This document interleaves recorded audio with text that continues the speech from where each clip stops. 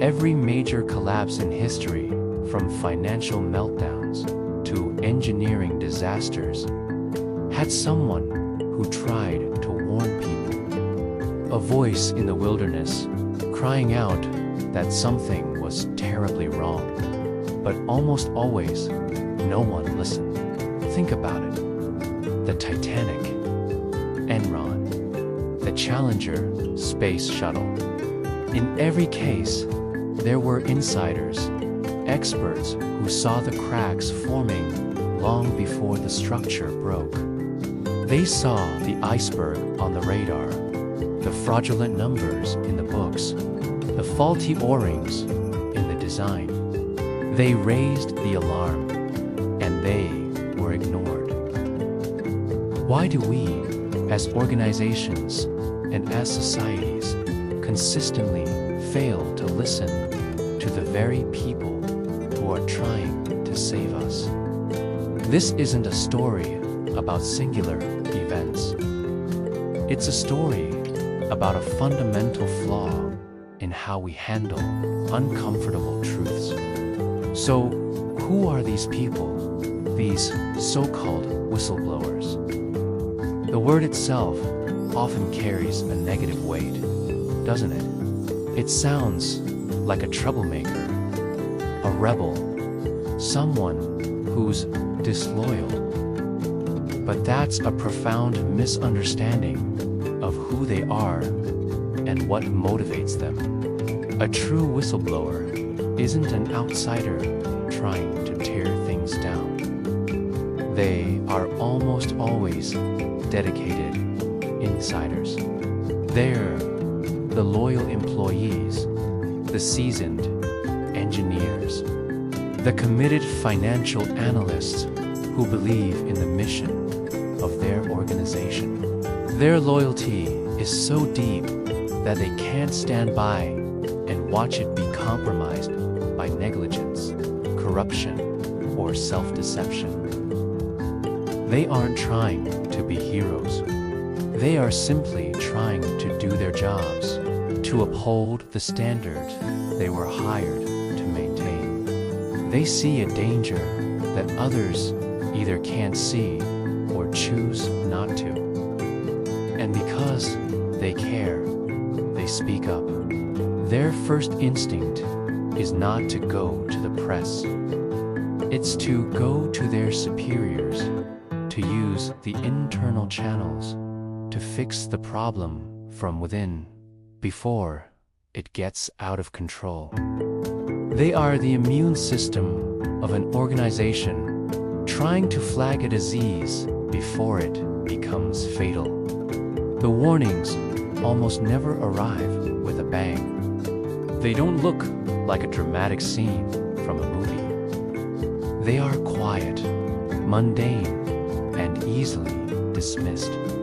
They come in the form of a carefully written report, buried on page 47. They appear as a concerned email sent late on a Friday afternoon. They are a dissenting voice in a routine weekly meeting, a slight hesitation in an otherwise confident presentation. These early warnings are subtle because the problems themselves are often subtle at first. A small statistical anomaly, a tiny crack in a support beam, a minor discrepancy in the accounting ledgers, to an outsider or to a manager focused on the big picture. These details seem trivial. We'll look into it later. Don't rock the boat. Let's not overreact. The problem is, catastrophes don't start as catastrophes. They start as small, manageable problems that are ignored. The evidence is there, but it's hidden in plain sight, wrapped in the boring, technical language of everyday work. And because it doesn't sound like an emergency, it's treated like it isn't one. So why are these warnings, these quiet but crucial signals, so consistently ignored? The answer is deeply, uncomfortably human. The truth is often inconvenient. A warning, if taken seriously, demands action. It means stopping a production line, which costs money. It means admitting a flagship product has a flaw, which hurts the brand. It means re-examining a strategy that everyone has already bought into, which is embarrassing. The truth is disruptive. It challenges the status quo, and people are naturally resistant to change, especially change that creates more work or uncertainty. And perhaps most importantly, the warning often comes too early. When a whistleblower points to a potential disaster in the distant future, it feels abstract. The immediate pressures of quarterly earnings, project deadlines, and office politics feel far more real. We are wired to respond to immediate threats, not hypothetical ones. Listening to a warning means trading immediate comfort for long-term security. And too often, organizations choose comfort. They choose to believe that the person raising the alarm is just being paranoid or pessimistic, because the alternative, that they are right, just too disruptive to contemplate. This leads to a fundamental conflict within any large organization: the battle between power and credibility. The person with the evidence or the person with the title. In a perfect world, credibility would win. The best data, the most logical argument would carry the day. But we don't live in a perfect world. We live in a world of hierarchies. Organizations are built on chains of command. Power flows from the top down. In this structure, the message is often judged not by its content, but by the status of its messenger. An email from a junior analyst, no matter how well researched, carries less weight than a casual remark from a senior vice president. Titles speak louder than facts. This is the tragic flaw of bureaucracy. This is the tragic flaw of bureaucracy. The system is designed to trust the hierarchy more than the evidence on the ground. When a whistleblower challenges the official narrative, they're not just questioning a decision. They're questioning the authority of the people who made it. And power rarely gives up its authority without a fight. It will protect itself, even if that means ignoring a truth that could save the entire organization. And what happens to the person who dares to speak that truth? The social cost of speaking up is immense, and it's the single biggest reason why more people don't do it. Whistleblowers almost always lose. First, they lose their reputation. They are quickly labeled as not a team player, negative, or difficult. Their motives are questioned. Colleagues who were once friends start avoiding them in the hallway. They are isolated. They're passed over for promotions. They're taken off important projects. Their performance reviews suddenly find faults that were never there before. In many cases, they are demoted or fired outright. They are systematically pushed out. They lose their support system. Even family and and friends might question their decision, asking, was it really worth it?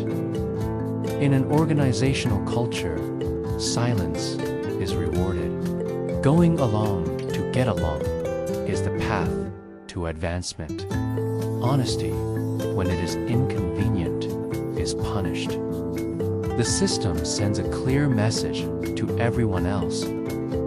See what happens when you speak out of turn. It creates a culture of fear, where everyone knows there's a problem, but no one is willing to be the one to say it out loud. But reality has a way of catching up. You can ignore a problem, but you can't ignore the consequences of that problem forever. Eventually, the crack becomes a chasm. The financial discrepancy becomes a billion-dollar hole. The faulty part fails catastrophically. The moment arrives when the evidence becomes so overwhelming, so undeniable, that it can no longer be ignored or spun away. This is the point of collapse. The point where the ship starts taking on water. The company files for bankruptcy, or the tragedy makes headline news. But by then, it's too late. The damage is already done. Lives may have been lost, fortunes wiped out, trust completely shattered. And in the aftermath, the investigations begin. Suddenly, everyone is scrambling to find those early warnings. That memo from 5 years ago is unearthed. That ignored email is leaked to the press. The whistleblower, who was once ostracized and discredited, is suddenly hailed as a Cassandra, a prophet who was right all along. But this vindication is always bittersweet, because it comes at the cost of the very disaster they were trying to prevent. The world finally listens, but only after the worst has already happened. And the most frustrating part of all is that this pattern repeats. It doesn't matter if you're looking at the financial sector, the aerospace industry, public health, or government agencies. The story is fundamentally the same. A loyal insider identifies a critical risk. They present their concerns through official channels. The warning is dismissed because it's inconvenient, disruptive, or challenges authority. The whistleblower is punished for their honesty. Time passes. The risk materializes into a full-blown crisis. Time passes. The risk materializes into a full-blown crisis. In the aftermath, everyone asks, how could this have happened? The answer was there all along. It was in the ignored warnings. It was in the decision to prioritize short-term comfort over long-term reality. It was in the culture that rewarded silence and punished truth. From the banking crisis of 2008, where analysts warned of the housing bubble, to the Flint water crisis, where local officials tried to sound the alarm. The script is identical. Ignored warnings lead to delayed action, and delayed action leads to collapse. We study these failures. We write reports. We promise to learn the lessons. And yet, we seem destined to repeat them. So what is the final lesson here? What can we take away from this repeating cycle of warning, ignorance, and disaster? The most important takeaway is this: systems, companies, and societies don't fail suddenly. They don't just break out of the blue. They fail slowly. They rot from the inside out, and that process of decay begins the moment an organization starts to value comfort over truth. It begins when it becomes easier to silence a dissenter than to engage with their argument. Failure is a choice. It's a series of small, individual choices made every day. The choice to ignore an uncomfortable data point. The choice to dismiss a concerned colleague.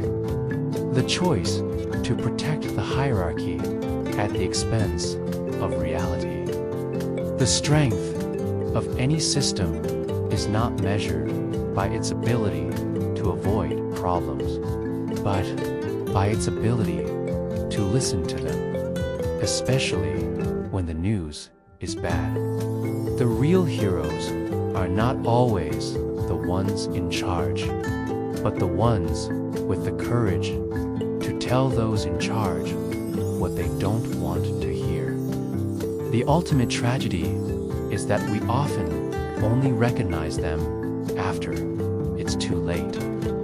If you find these kinds of stories compelling the hidden narratives behind power, silence, and spectacular failure, then make sure you subscribe to our channel, Behind the Billion. We dive deep into the events that shaped our world, uncovering the human decisions that led to both triumph and disaster. Thanks for watching.